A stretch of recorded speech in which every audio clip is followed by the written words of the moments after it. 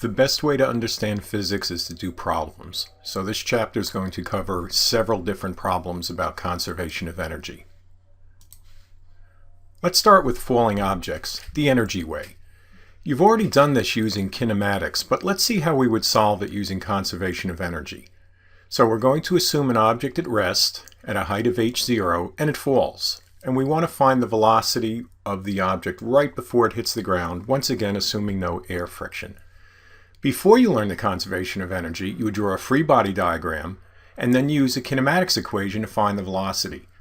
Take a couple seconds, pause this video if you need to, review it with your group, and then remove the screen below to check your work. Okay, we're going to remove the screen now. So the only force acting on our object is mg, force of gravity. So here's our object, here's the force. The sum of the forces in the y direction is going to be minus mg because it's going down. We're going to consider down as negative, up as positive, and that will equal ma. A is equal to negative g.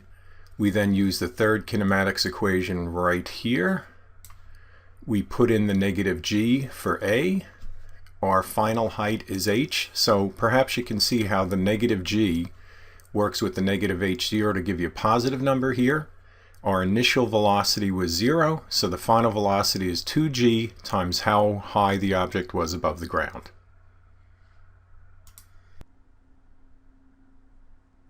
Now let's use the conservation of energy to solve the same problem. We will define the system as the object and that the gravitational potential energy at the ground is 0. There is no friction, so the work will be 0.